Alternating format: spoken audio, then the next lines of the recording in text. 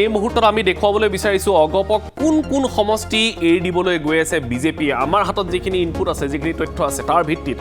আমি জনাবলৈ বিচাৰিছোঁ যে যি 12ৰ পৰা 13টা সমষ্টিৰ কথা আমি কৈ আছোঁ, যিকেইটাত উইন এবিলিটি আছে অগপৰ বা অগপ জয় হোৱাৰ তেওঁলোকৰ সক্ষমতা আছে, তেনেকুৱা 12ৰ পৰা 13টা সমষ্টি এই মুহূৰ্তত দিছোঁ। দুটা একেবাৰে চিয়'ৰ শ্বট সমষ্টি,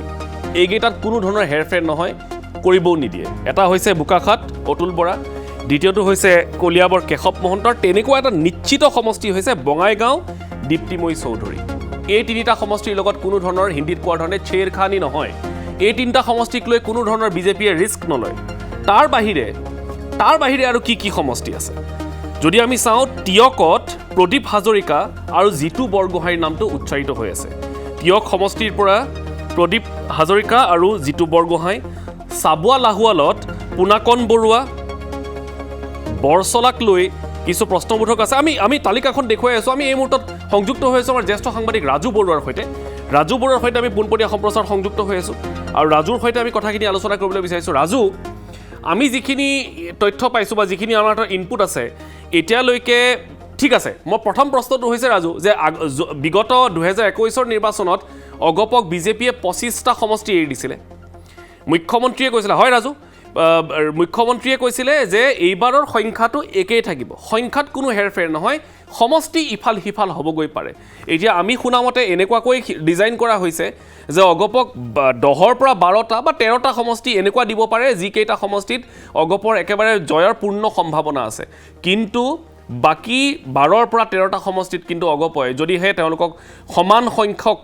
আসন লাগে, তেতিয়াহ'লে কিন্তু তেওঁলোকে কম্প্ৰমাইজ কৰিবলগীয়া হ'ব পাৰে। অৰ্থাৎ যিসমূহ মুখ্যমন্ত্ৰীয়ে কৈ আছে যে মিয়া অধ্যুষিত বা সংখ্যালঘু অধ্যুষিত যিসমূহ অঞ্চল আছে, সেই সমষ্টিকেইটাক লৈ কিন্তু অগপ সন্তুষ্ট হৈ থাকিবলগীয়া হ'ব পাৰে, যাক লৈ কিন্তু অগপ তৃণমূল কৰ্মীৰ মাজত ক্ষোভ আছে। মই আৰম্ভ কৰিছোঁ ৰাজু আপোনাৰ পৰা। বোকাখাট কলিয়াবৰটো খাটাং, কথাই নাই, বঙাইগাঁও খাটাং। চাওক, আপুনি ক'লেই যে তিনিটা সমষ্টি খাটাং, বোকাখাট, কলিয়াবৰ, বঙাইগাঁও, এই তিনিটা প্ৰায় নিশ্চিত অসম গণ পৰিষদে পাব। প্ৰায় নিশ্চিত নহয়, চিলমোহৰ মৰা হৈছে। এতিয়া দেৰগাঁৱৰ কথা আপুনি ক'লে, কাইলৈৰ দিনটোত দেৰগাঁৱত শক্তি প্ৰদৰ্শন কৰিব ভৱেন্দ্ৰনাথ ভৰালী আৰু তাৰ লগতে অসম গণ পৰিষদৰ নেতৃত্ব থাকিব। সংকল্প যাত্ৰা তেওঁলোকে দেৰগাঁৱত কৰিব। দেৰগাঁৱত ইতিমধ্যে ভৱেন ভৰালীয়ে এটা হুংকাৰো দি থৈছে যে তেওঁ মিত্ৰতা ভংগৰ পৰ্যন্ত কথা তেওঁ উল্লেখ কৰিছে। আমাৰ তালিকাত কিন্তু দেৰগাঁও নাই ৰাজু, দেৰগাঁও নাই। এতিয়া আমি টিয়কৰ কথা পাতিছো। টিয়কৰ আপুনি ইতিমধ্যে উল্লেখ কৰিছে যে প্ৰদীপ হাজৰিকা, যিহেতু আমগুৰি সমষ্টিটো বিলুপ্ত হৈছিল, গতিকে প্ৰদীপ হাজৰিকাৰ সম্ভাৱনা যথেষ্ট আছে। হয়তো প্ৰদীপ হাজৰিকাক এই সমষ্টিটোলৈ আনি, টিয়কলৈ আনি তেওঁক টিকট প্ৰদান কৰিব পাৰে। কাৰণ আপুনি যদি চাই, সমষ্টি পুনৰ নিৰ্ধাৰণৰ পিছত বহু নেতা এনেকুৱা আছে, অসম গণ পৰিষদ হওক, বিজেপি হওক, তেওঁলোকৰ অসন্তুষ্টি তেওঁলোকে মুকলিভাৱে প্ৰকাশ কৰিছিল। আৰু সেই সময়ত কিন্তু প্ৰদীপ হাজৰিকাৰ দৰে নেতা, যি নেতাৰ এটা সমষ্টি গুচি গ'ল, সমষ্টি যোৱাৰ পিছতো কিন্তু তেওঁ খুব চুপচাপে আছিলে। হয়তো এইটোৱে কথা আছিল যে তেওঁ হয়তো সেই সময়তে কোৱা হৈছিল যে আপুনি টিয়কত টিকট লাভ কৰিব, আৰু যাৰ বাবে তেওঁ আজি পৰ্যন্ত তেওঁ তেনেধৰণৰ বিশুদ্ধাৰ এতিয়ালৈকে প্ৰকাশ কৰা নাই সমষ্টি পুনৰ নিৰ্ধাৰণত। যদি প্ৰদীপ হাজৰিকা হৈ যায় তেতিয়াহ'লে জিতু বৰগোহাঁইৰ চৰ্চাটো কি হ'ব? চৰ্চাত আছে, জিতু বৰগোহাঁইৰ চৰ্চাত আছে, কিন্তু চৰ্চাত থাকিলেও কিন্তু প্ৰদীপ হাজৰিকাৰ সম্ভাৱনা যথেষ্ট বেছি সমষ্টিটোত। কিন্তু যিহেতু নতুন প্ৰজন্মৰ কাৰোবাক যদি প্ৰক্ষেপ কৰাৰ কথা আহি পৰে, যে পুৰণি নেতা নহয়, নতুন প্ৰজন্মৰ নেতাক তেওঁলোকে দলটোৱে প্ৰক্ষেপ কৰিব, তেতিয়া হয়তো ক'ৰবাত জিতু বৰগোহাঁই ক'ৰবাত সম্ভাৱনা অকণমান নথকাও নহয়। সম্ভাৱনা মানে চৰ্চা যিহেতু চলি আছে, গতিকে চৰ্চাৰ মাজত কিন্তু জিতু বৰগোহাঁই আছে। চাবুৱা লাহোৰৰ কথা আপুনি ইতিমধ্যে উল্লেখ কৰিছে যে তাত অসম গণ পৰিষদ আৰু বিজেপিৰ মাজত সংঘাত চলি আছে। এই সমষ্টিটোৰ কথা আমি বৰ বেছিকৈ নাপাতো, আমি বহুবাৰ পাতিছো। কিন্তু আমি আটাইতকৈ ইণ্টাৰেষ্টিং যদি চাই আপুনি, যে তেজপুৰ আৰু তাৰ লগতে বৰচলা, তেজপুৰ বিধানসভা সমষ্টি পৃথ্বীৰাজ ৰাভা সমষ্টিটোৰ বিধায়ক হৈ আছে। এই সমষ্টিটো যেতিয়াই বিজেপিয়ে দাবী কৰিবলৈ আৰম্ভ কৰিলে,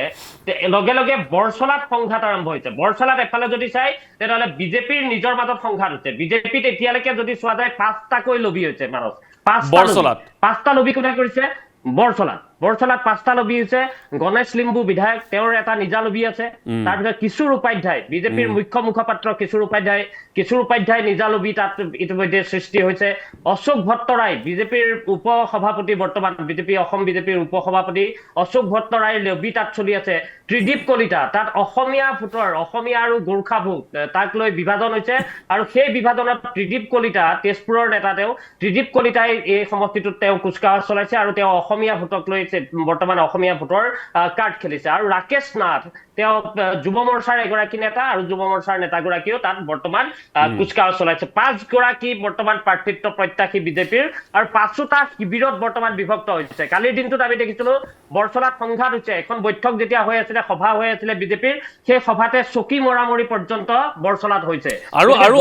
ৰাজু এনেকুৱা হৈছে যে হেতু পাৰৰ আমাৰ তাত যিখিনি তথ্য আছে হেতু পাৰৰ কিন্তু একমাত্ৰ বৰছলাই এনেকুৱা সমষ্টি যিটো অগবক এৰি দিব বুলি চৰ্চা চলি আছে একেবাৰে চৰ্চা চলি আছে এতিয়ালৈকে আৰু চৰ্চা চলাৰ বাবে আপুনি যদি চাই তেনেহলে অসম গণ পৰিষদৰ 3 গৰাকী নেতা তাত উঠি পৰি লাগিছে তাৰ ভিতৰত এগৰাকী হৈছে ৰাতুল নাথ তেওঁ জিলা সভাপতি অসম গণ পৰিষদৰ শোণিতপুৰ জিলাৰ সভাপতি ৰাতুল নাথ লাগি আছে অপূৰ্ব ভট্টাচাৰ্য এই সমষ্টিটোত তেওঁ কুচকাৱাজ তেওঁ অব্যাহত ৰাখিছে তেওঁ শক্তিশালী প্ৰাৰ্থী বুলি তেওঁ দাবী কৰিছে তাৰ সমান্তৰালভাৱে পৃথ্বীৰাজ ৰাভাৰ যিহেতু টিকট কটাৰ কথা তেনেধৰণে যে তেজপুৰ যদি অসম গণ পৰিষদৰ পৰা যায় তেনেহলে পৃথ্বীৰাজ ৰাভাই বৰছলাত তেওঁ টিকট বিচাৰিব গতিকে এই তিনিটা তাৰ মানে তেজপুৰত পল্লৱলোচন দাসক সংস্থাপিত কৰি পৃথ্বীৰাজ ৰাভাক বৰছলালৈ লৈ যাব পাৰে নেকি তেনেকুৱা হ'ব পাৰে যে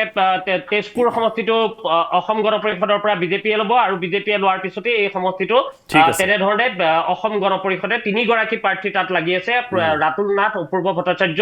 আৰু পৃথ্বীৰাজ ৰাভা এতিয়া যদি আমি বজালিলৈ আহো বজালিৰ চৰ্চা আমি যিহেতু বৰ বিশেষ কৰা নাই যে বজালিত যিহেতু বৰ্তমান যদি চাওঁ তেনেহলে এগৰাকী মন্ত্ৰীয়ে প্ৰতিনিধিত্ব কৰি আছে ৰঞ্জিত দাসৰ সমষ্টি এতিয়া বজালি গতিকে বজালি বিধানসভা সমষ্টিটো এতিয়া চৰ্চা এনেধৰণে চলিছে যে ৰঞ্জিত দাসে এইবাৰ 2026ৰ যিটো নিৰ্বাচন সেই নিৰ্বাচন যিটো সৰ্বভোগলৈ যাব তেওঁৰ যিহেতু সেইটো তেওঁৰ ঘৰুৱা সমষ্টি গৃহ সমষ্টি সেই গৃহ সমষ্টিটোলৈ ৰঞ্জিত দাস উভতি যাব সৰ্বভোগ ভৱানীপুৰৰ প্ৰাৰ্থী হ'ব ৰঞ্জিত দাস আৰু ৰঞ্জিত দাস যদি সৰ্বভোগ ভৱানীপুৰলৈ যায় তেনেহলে অৱশ্যে বিজেপিৰ বহুকেইগৰাকী প্ৰাৰ্থীয়ে তাত ইতিমধ্যে কুচকাৱাজ চলাইছে প্ৰত্যাশীয়ে বজালিত কিন্তু বজালিত সম্ভাৱনা বৃদ্ধি পাইছে এতিয়া অসম গণ পৰিষদৰ বজালিৰ সম্ভাৱনা যদি চাওঁ তেনেহলে ৰঞ্জিত ডেকা তেওঁ পূৰ্বতে নিৰ্বাচনত তেওঁ অৱতীৰ্ণ হৈছিলে ভৱানীপুৰৰ পৰা সেই ৰঞ্জিত ডেকাৰ সম্ভাৱনা যথেষ্ট আছে আপুনি তেওঁ যিহেতু এগৰাকী এটা শিক্ষা প্ৰতিষ্ঠান চলাই আছে গতিকে শিক্ষা প্ৰতিষ্ঠান চলাই থকা এগৰাকী নেতা গতিকে নেতাগৰাকীৰ সম্ভাৱনা এই মুহূৰ্তত অসম গণ পৰিষদৰ এটা সূত্ৰই ক'ব বিচাৰিছে যে ৰঞ্জিত ডেকাৰ সম্ভাৱনা যথেষ্ট বেছি আছে যদি বজালি কেনেবাকৈ অসম গণ পৰিষদে পায় তেনেহলে ৰঞ্জিত ডেকাৰ সম্ভাৱনা এই সমষ্টিটোত আছে অৱশ্যে আকৌ এবাৰ কৈছো যে বিজেপিৰো বহুকেইগৰাকী প্ৰাৰ্থিত্ব প্ৰত্যাশী সেই সমষ্টিটোত এতিয়া লাহে লাহে ওলাবলৈ ধৰিছে যে ৰঞ্জিত দাস যদি সৰ্বভোগ ভৱানীপুৰলৈ যায় তেনেহলে বিজেপিৰো প্ৰাৰ্থিত্ব প্ৰত্যাশী তাত আছে বৰপেটাত কেইদিনমান পূৰ্বে আপুনি যদি চাই তেনেহলে দীপক দাস তেওঁ যোগদান কৰিছিল অসম গণ পৰিষদত আৰু তেওঁৰ যোগদানৰ পিছৰ পৰা এইটোৱে চৰ্চা চলিছে আৰু অসম গণ পৰিষদৰ সূত্ৰই মানস কয় যে 90% বৰ্তমান সম্ভাৱনা তেওঁৰে আছে 90% টিকট লাভ কৰাৰ সম্ভাৱনা তেওঁৰে এই সমষ্টিটোত আছে কাৰণ বৰপেটা মানে মানুহে হয়তো ভুল কৰিব পাৰে কুমাৰ দীপক দাস নহয় এইগৰাকী দীপক দাস কুমাৰ দীপক দাস নহয় এগৰাকী দীপক দাস দুদিনমান পূৰ্বে তেওঁ যোগদান কৰিছে আৰু তেওঁ এগৰাকী তেওঁ পৰিচিত তেওঁৰ ককায়েকৰ নামো পৰিচিত এগৰাকী দ্বিতীয়ৰ তেওঁ ভাতৃ গতিকে তেওঁৰ সেই সম্ভাৱনাটো তেনেধৰণে আছে বঙাইগাঁৱৰ কথা আমি বৰ বেছি পাতিবলগীয়া নাই দীপ্তিময়ী চৌধুৰী সেই সমষ্টিটোৰ প্ৰাৰ্থী হ'ব আৰু তাৰ লগতে অভয়াপুৰী সমষ্টি অসম গণ পৰিষদৰ এটা দুৰ্গ বুলি ক'লেও ভুল কোৱা নহ'ব অভয়াপুৰী বিধানসভা সমষ্টি যেটো পূৰ্বতে উত্তৰ অভয়াপুৰী আছিল সেই অভয়াপুৰী বিধানসভা সমষ্টিত ভূপেন ৰায় এই সমষ্টিটোৰ পূৰ্বতে তেওঁ বিধায়কো আছিল গতিকে ভূপেন ৰায় এই সমষ্টিটোৰ প্ৰাৰ্থী হোৱাৰ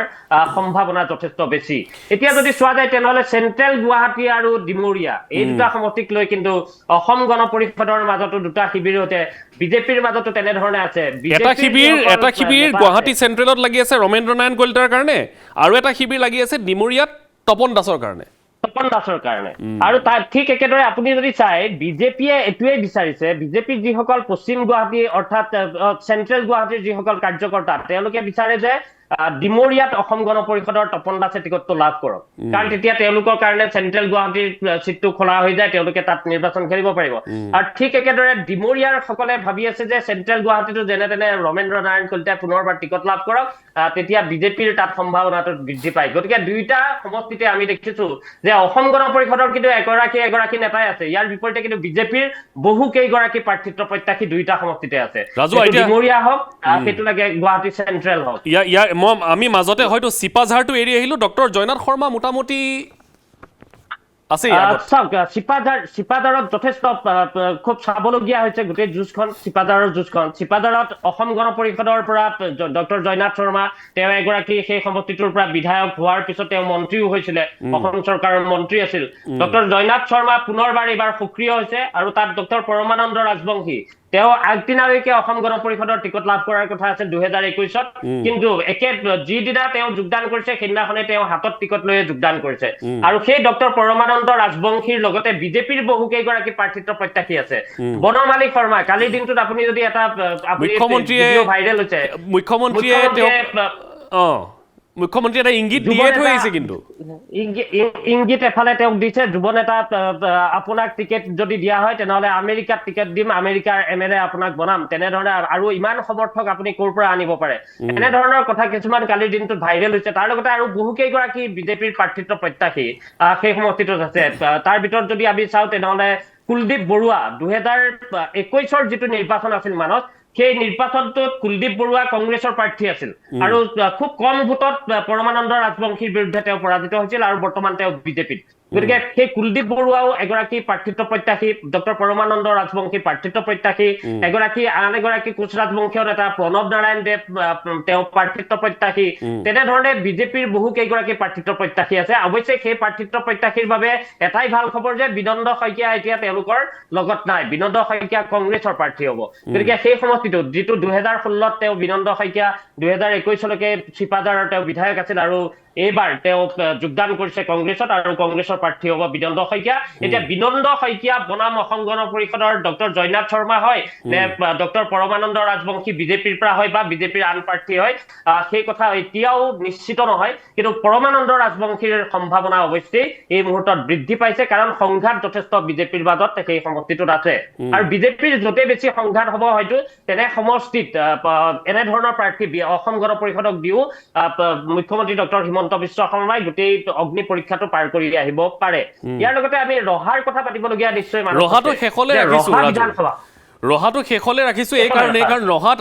আমাৰ যিখন তালিকা সেই তালিকাখন দেখি হয়তো মানুহে অলপ আচৰিত পাব যে ৰহা সমষ্টিটোত এগৰাকী অগপ সক্ৰিয় কৰ্মী তেওঁ পূৰ্বেও নিৰ্বাচনত অৱতীৰ্ণ হৈছে বিষ্ণু দাস তেখেতৰ নামটো আছে কিন্তু তাৰ সমান্তৰালকৈ এতিয়া কংগ্ৰেছ এৰি বিজেপি শিবিৰত এক প্ৰকাৰৰ নিজকে নিমজ্জিত কৰা শশীকান্ত দাসৰ নামটো আমি এই তালিকাত কিয় ৰাখিছোঁ ৰহস্যটো ভেদ কৰিব লাগে ৰাজু আচলতে কি কাৰণে শশীকান্ত দাসৰ নামটো ইয়াত সন্নিৱিষ্ট কৰা হৈছে চাওক ৰহা সমষ্টিটোত যদি আমি চাওঁ তেনেহলে শশীকান্ত দাস বসন্ত দাস কমলাক্ষ দেৱ পুৰকায়স্থ এই তিনিজন নেতা বৰ্তমান বিজেপি হওক বা অসম গণ পৰিষদৰ বিশেষকে বিজেপিৰ বাবে এই সমষ্টিটোত অসম গণ পৰিষদৰ বাবেও তেওঁ গোটেই অসম গণ পৰিষদৰ নেতৃত্ব হওক বা বিজেপিৰ যিসকল তাৰ তৃণমূলৰ কাৰ্যকৰ্তা আছে তেওঁলোকৰ বাবে এক প্ৰকাৰ তেওঁ কেনেধৰণে সহ্য কৰিব কেনেধৰণে গ্ৰহণ কৰিব তেনে এক পৰিৱেশৰ মাজত তেওঁলোক আছে যে দাঁতৰ কুটা চকুৰ খালৰ নিচিনা হৈছে চকুৰ কুটা দাঁতৰ খালৰ নিচিনা হৈছে বৰ্তমান এই শশীকান্ত দাস এই সমষ্টিটোত যে ৰহাত শশীকান্ত দাসে যেতিয়াই অসম এই তেওঁ কংগ্ৰেছৰ পৰা নিলম্বিত হ'ল বিজেপিৰ সৈতে তেওঁ গা ঘেলাবলৈ আৰম্ভ কৰিলে আৰু বিজেপিৰ সৈতে এনেধৰণৰ এক পৰিৱেশৰ মাজত থাকোতে তেওঁ কেতিয়াবা এনেকুৱা দেখুৱাই যে তেওঁ অসম গণ পৰিষদৰ পৰা টিকট লাভ কৰিব কেতিয়াবা তেওঁ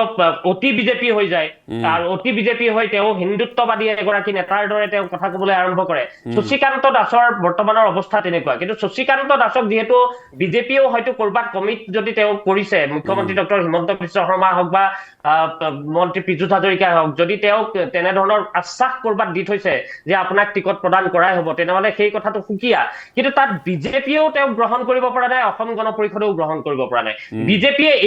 বিজেপিৰ যিসকল নেতা আছে তাত সঞ্জীৱ হাজৰিকা দীৰ্ঘদিন ধৰি সমষ্টিটোৰ পৰা লাগি আছে তেওঁৰ বেকগ্ৰাউণ্ড যদি চোৱা যায় তেনেহ'লে সংঘৰ পৰা ৰাষ্ট্ৰীয় স্বয়ংসেৱক সংঘৰ পৰা অহা এগৰাকী যুৱ নেতা সেই যুৱ নেতাগৰাকীয়ে তাত অহৰহ কষ্ট কৰি তেওঁ কাম কৰি আছে সংগঠনৰ কাম কৰিছে কিন্তু শশীকান্ত দাস এই যে সংগঠন এটা কোনোবাই বনাই থোৱাৰ পিছত কোনোবা ওপৰৰ পৰা পেৰাচুট লেণ্ডিং কৰাৰ দৰে শশীকান্ত দাস কংগ্ৰেছত থকা যি শশীকান্তৰ বিৰুদ্ধেই প্ৰতিগৰাকী বিজেপিয়ে ৰহাত তেওঁলোকে গোটেই সংগঠনটো কৰিছিল সেইগৰাকী শশীকান্ত দাসকে এতিয়া কৰবাত জাপি দিবলৈ ওলাই আহিছে আৰু সেইবাবে তেওঁলোকে তাক শশীকান্ত দাসক গ্ৰহণ কৰিব বিচৰা নাই ইয়াৰ সমান্তৰালভাৱে অসম গণ পৰিষদৰ প্ৰাৰ্থী আছিল 2021ত শশীকান্ত দাসৰ বিৰুদ্ধে বিষ্ণু দাস আৰু খুব ইণ্টাৰেষ্টিংলি শশীকান্ত দাসে খুব সম্ভৱ 89,000 মান ভোট পাইছিলে কিন্তু বিষ্ণু দাসেও 76,000 ভোট পাইছে সেইটোৱে কথা যে বিষ্ণু দাসৰ খুব কম সময়ৰ ভিতৰত তেওঁ ভিআৰএছ লৈছিলে ভিআৰএছ লৈ সেই সমষ্টিটো লৈ গৈছিলে আৰু তেওঁ সেই সমষ্টিটোৰ পৰা নিৰ্বাচন খেলিছিল আৰু তেতিয়াৰ যদি সমষ্টি পুনৰ নিৰ্ধাৰণৰ আগৰ যিটো ৰহা তাত সংখ্যালঘুৰ ভোটৰ শক্তিটো বেছি আছিল আৰু যাৰ বাবে হয়তো তাত বিজেপি মিত্ৰজোঁটৰ প্ৰাৰ্থীগৰাকী তাত পৰাজিত হৈছিল অৰ্থাৎ বিষ্ণু দাস পৰাজিত হৈছিল কিন্তু এইবাৰ বিষ্ণু দাস সেই সমষ্টিটোত তেতিয়া 2021ত পৰাজিত হোৱাৰ পৰা তেওঁ সমষ্টিটোত লাগি আছে কিন্তু এতিয়া যদি কৰবাৰ পৰা তেনেধৰণে হয়তো বিজেপিয়ে এই যদি মুখ্যমন্ত্ৰী ডক্টৰ হিমন্ত বিশ্ব শৰ্মা হওক বা মন্ত্ৰী পীযুষ হাজৰিকা হওক তেওঁলোকে যদি কথা দি থৈছে যে টিকটটো দিবই লাগিব শশীকান্ত দাসক তেতিয়া কেনেবাকে জাপি দিব নেকি সেই তেনেকুৱা ধৰণৰ কথা এটা এতিয়াও চলি আছে যে অতুল বৰাক যদি কোৱা যায় বা কেশৱ মহন্তক যদি কোৱা যায় যে আপোনালোকক আৰু এখন আসন দিলো সেইখন হৈছে ৰহা আৰু সেই তাত আপোনালোকে কিন্তু প্ৰাৰ্থী হিচাপে শশীকান্ত দাসক প্ৰক্ষেপ কৰিব লাগিব সেইগৰাকী শশীকান্ত দাস যিগৰাকীয়ে পোষ্টাৰ বেনাৰ মাৰিছে এতিয়া বিজেপিৰ তেওঁ লোগো লগাইছে পদুম ফুল লগোৱা বেনাৰ তেওঁ লগাইছে সেইগৰাকী শশীকান্ত দাসক কাইলৈ যদি অগপৰ পৰা খেলিবলৈ দি দিয়া হয় তেনেহ'লে তেওঁ অগপ হৈ যাব তেওঁ লগে লগে জাতীয়তাবাদী চিন্তাৰ এগৰাকী ব্যক্তি হৈ যাব গতিকে এই সমষ্টিটোক লৈ এনেধৰণৰ চৰ্চাইত বৰ্তমান মানুহ আছে যে এফালে যদি অসম গণ পৰিষদে তেওঁলোকে লেই কৰিছে বৰ্তমান শশীকান্ত দাসক একেই বিজেপিও কৰিছে যে বিজেপি আৰু অসম গণ পৰিষদৰ বাবে তেওঁ এক প্ৰকাৰ এটা দেখি তেওঁলোকে বিচাৰিব নোৱাৰা বা চাব নোখোজা এটা সপোনৰ দুঃস্বপ্নৰ দৰে বৰ্তমান শশীকান্ত দাস পৰিছে সমষ্টিটোত নিশ্চয় আৰু আপুনি এটা খুব একদম মানে খুব এপ্ৰপ্ৰিয়েট শব্দ ব্যৱহাৰ কৰিছে যে বিজেপিৰ সৈতে গা ঘেলুৱা আৰম্ভ কৰিছে শশীকান্ত দাসে আৰু সেইটোৱে কাৰ্যত হৈ আছে কাৰণ এতিয়া শশীকান্ত দাসক লৈ গোটেই ৰহাৰ ৰাজনীতিটো কি হয় বিষ্ণু দাসে এই ক্ষেত্ৰত তেওঁৰ এইবাৰৰ তেওঁ হয়তো স্বাভাৱিকতেই যিহেতু কংগ্ৰেছৰ বাবে এই ৰহা সমষ্টিটো এইবাৰ নতুনকৈ প্ৰিপেয়াৰ কৰিবলগীয়া এটা সমষ্টি গতিকে শশীকান্ত দাসে যদি শাসক পক্ষৰ ফালৰ পৰা যদি অৱতীৰ্ণ হয় সেয়া লাগে অগপ হওক বিজেপি হওক সেইটো এটা বেলেগ সমীকৰণ তাৰ সমান্তৰালকৈ অগপ বিজেপিয়ে কোনেও ল'ব নোখোজা এই শশীকান্ত দাসক কেনেধৰণে সংস্থাপিত কৰিব মুখ্যমন্ত্ৰীয়ে সেইটো বৰ ডাঙৰ কথা হ'ব সেয়া যিয়েই নহওক এয়া আছিলে ৰাজু বৰুৱাৰ সৈতে আমি যিখিনি কথা আলোচনা কৰিলোঁ এয়া আছিলে যে অগপক বিজেপিয়ে দিব পৰা বা উইনেবিলিটি থকা বা তেওঁলোকৰ হয়তো জিকাৰ সম্ভাৱনা থকা 12ৰ পৰা 13টা সমষ্টি কিন্তু ইতিমধ্যে আমি কৈছোঁ যে আপোনালোকক যে যদিহে আগৰ সমান আসনেই পায় যদি 25খন আসন পায় তেতিয়াহ'লে আৰু 12ৰ পৰা 13খন আসন কিন্তু এতিয়াও বাকী আছে সেই 12ৰ পৰা 13খন আসন আমাৰ হাতত থকা তথ্য অনুসৰি সংখ্যালঘু অধ্যুষিত সমষ্টিত হ'ব এতিয়া যিসমূহ সংখ্যালঘু অধ্যুষিত সমষ্টি আছে ৰাজ্যত সেই সংখ্যালঘু অধ্যুষিত সমষ্টিসমূহত অগপৰ বৰ্তমান সময়ত ভেটি কেনেকুৱা বিজেপিয়ে কি ধৰণে বা শাসক পক্ষই কি ধৰণে সেই অঞ্চলসমূহলৈ গৈছে বিশেষকৈ মুখ্যমন্ত্ৰীয়ে মিয়াৰ ভোট নালাগে বুলি কোৱাৰ পাছৰ পৰা কেনেকৈ সাজু হৈছে অগপই কোনকেইটা সমষ্টিক লৈ হয়তো আশা পালি আছে বা তাত যিসকল স্থানীয় নেতা আছে তেওঁলোকৰনো এইবাৰ ভেটি কেনেকুৱা এই সকলোবোৰ আমি কাইলৈ নিউজকাষ্টত নিশ্চয় আলোচনা কৰিম